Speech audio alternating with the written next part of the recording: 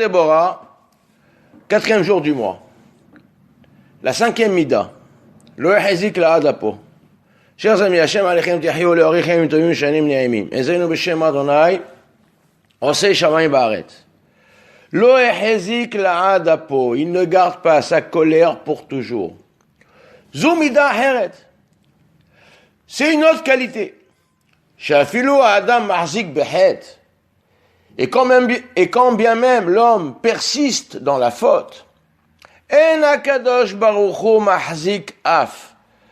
Akadosh Baruch Hu ne persiste pas dans la colère. Ve mahzik, et si quand bien même il persiste, Hachem persiste dans la colère, tient la colère, l'olad, il ne le fait pas pour toujours. Et là, il va tel ka'aso afilu shelo yashuv Adam. Mais Akadosh Baruch Hu annule sa colère, il apaise, même lorsque l'homme ne se repent pas. Kemo shematzinu bimei Yeroboam ben Yoash, comme nous trouvons cela à l'époque de Yeroboam ben Yoash.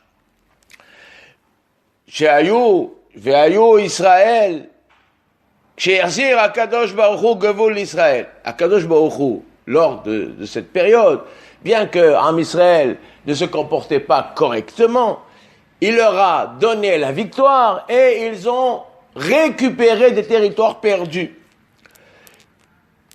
Vehem ayu avdei agalim, et eux, les Bnei Israël, adoraient les veaux, les fameux 2 veaux qu'avait installé Yeroboam ben Nevat à son époque. Vehem alehem velo shavu, il a eu pitié d'eux, bien qu'ils ne se sont pas amendés et repentis.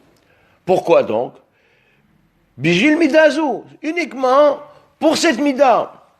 Shelo ehezik la'ad apo, pour cette qualité, celle de ne pas maintenir sa colère pour toujours. Adraba mahalish apo, bien au contraire, il affaiblit sa colère. Elle perd de sa force. Imeyot she'adayin ahed kayam, bien que le péché subsiste toujours, soit toujours là.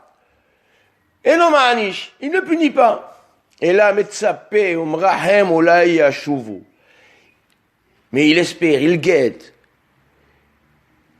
Et il attend, peut-être vont-ils se repentir. Il est merahem sur eux, il leur dispense sa miséricorde.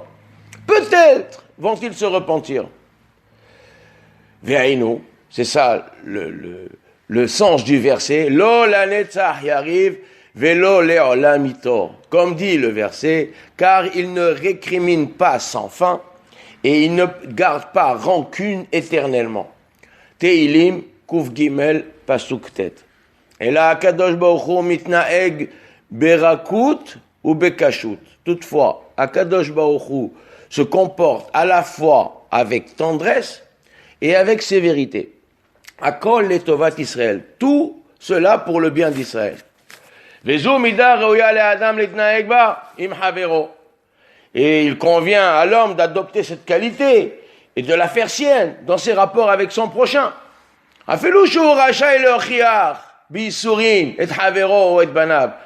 Bien que, quoi qu'il aurait le droit de réprimander sévèrement son semblable ou de corriger ses propres enfants. Et eux, ils supporteront la correction. Pas pour autant, il ne devra persister dans la réprimande, s'attarder dans sa colère. Bien qu'il soit fortement irrité, il l'annulera. Afilu shekaas, ela yevatelenu. Il ne conservera pas son ressentiment pour longtemps. Lo yehezik la'ad apo. Gam im af uhu mutar la adam, quand bien même cela sera permis à l'homme, ce serait permis. Ke'en shepirshu, comme on dit nos maîtres sur le verset, qui tirait hamorson acha robetz tahat masao. Le pasuk dit, si tu vois l'âne de ton ennemi, celui que tu détestes, qui succombe à la charge qui est sur lui. Garde-toi de l'abandonner, de l'ignorer. Fais attention. Tu dois aller l'aider. C'est-à-dire, tu ne dois pas ignorer, tu dois aller au contraire, l'aider à décharger. Nos maîtres expliquent. De quelle haine s'agit-il? Ça veut dire quoi? Tu as la haine. C'est absurde d'avoir une haine sur quelqu'un. Alors nous disent les maîtres, Maya Sinazo, Chira Oto Vera Vera. Ils expliquent. Il a vu à cet homme-là, le propriétaire de l'âne, transgresser. Et il a fait une avera, mais il n'y a pas de témoin. Il ne peut pas aller témoigner contre lui. Il le déteste parce qu'il a fait une avera. Bien, malgré cela, la Torah a dit, va et aide-le. Tu dois l'assister, porter avec lui la charge. Shevok yad delibecha. Laisse tomber ce que tu as en ton cœur. Et la mitzvah les karev oto be'ahava. Tu enlèves ce que tu as dans ton cœur, cette haine-là que tu as. Enlève-la. Et décharge-toi toi-même de cette haine qui est en toi. Et va l'aider. Et la mitzvah les karev oto. C'est une mitzvah de le rapprocher. Azov ta azov imo. Peut-être que de cette manière-là, ça servira à quelque chose. Il va pouvoir se rapprocher. Ve'enu mamash midazu. Et c'est exactement la mida, lo ehezik la adapo. C'est exactement, véritablement cette qualité de laquelle il est dit, il ne garde pas sa colère pour toujours. Explication. Que signifie ne garde pas la colère? Il convient tout d'abord d'expliquer la notion de colère quand elle s'applique à Dieu. La colère est l'expression d'une atteinte profonde, d'une blessure. L'homme qui subit un affront, une humiliation, est en colère parce qu'il a été blessé dans son être. Est-ce qu'Akadosh Baruch Hu réagirait-il comme celui qui est blessé par l'offense? Est-il atteint par nos outrages? Se vexe-t-il de nos insultes? Bien sûr que non. Le juge suprême ne se met pas en colère. Le juge d'un tribunal, quand il examine un dossier d'un délinquant, il n'est pas touché lui-même par la transgression, il ne se met pas en colère. Quand le terme colère est employé, cela signifie qu'il y a une identification entre le fauteur et le juge. Hachem est comme notre Père, sur qui rejaillit le mauvais comportement de son Fils, c'est-à-dire nous. De par sa nature, l'homme a besoin d'une autorité qui le dirige. Il réclame un joug à porter, afin de ne pas se sentir perdu. Cette autorité exige alors que la justice se fasse. Ces principes sont indissociables de la nature humaine.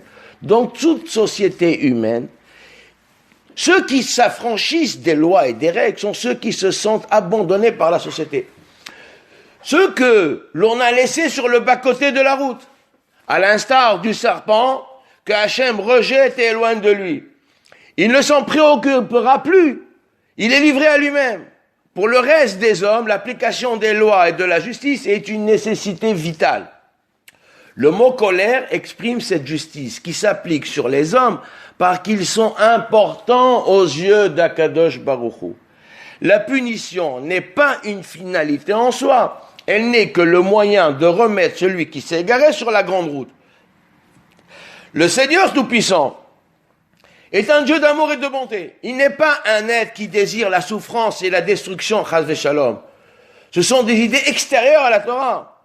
Si la sanction ne produit pas d'effet recherché, alors elle n'est pas utilisée par Akadosh Baruch Hu. Il abandonne ce moyen et utilise celui qui est à l'opposé. Si celui-ci peut porter ses fruits.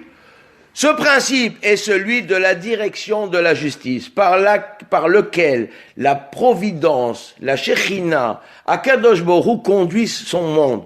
Han-Agat Ha-Mishpat, la balance de la justice, le plateau de droit et la qualité d'amour et de bonté. Celui de gauche est l'amida de la rigueur, la loi stricte qui doit s'appliquer au monde. Et le fléau de la balance est le bâton de Moshe, Maté, qui a le sens de faire basculer d'un côté ou de l'autre. Il ne reste pas au milieu, car alors rien ne se passe. Même si la sanction s'abat sur le monde, elle n'est que temporaire, elle n'est pas définitive. La colère de Dieu va en s'estompant. Elle n'est que réparatrice. Elle allège le poids des transgressions pour que le monde puisse continuer à vivre et à subsister. Donc, il apporte l'exemple de Jéroboam ben Yoash. Le royaume de Salomon, Shlomo HaMelech, à sa mort, a été divisé en deux. Le royaume d'Israël d'une part et celui de Yehuda d'autre part. Jéroboam ben Nebat est choisi par le prophète Ahia Shiloni comme roi d'Israël. Donc il va diriger un royaume de 10 tribus. L'année qui suit la Shemitah, le peuple se réunit pendant la fête de Sukkot au temple pour écouter la lecture de la Torah que fait le roi. C'est ce que nous appelons Mizvat Hakel. C'est le roi descendant de David qui lit la Torah. Il est le seul à être assis dans l'enceinte du temple. Comme dit la Mishnah, En Yeshiva Ba'azara, et là, les Malchei Bet David Bilvad. Donc Jéroboam, qu'est-ce qu'il s'est dit?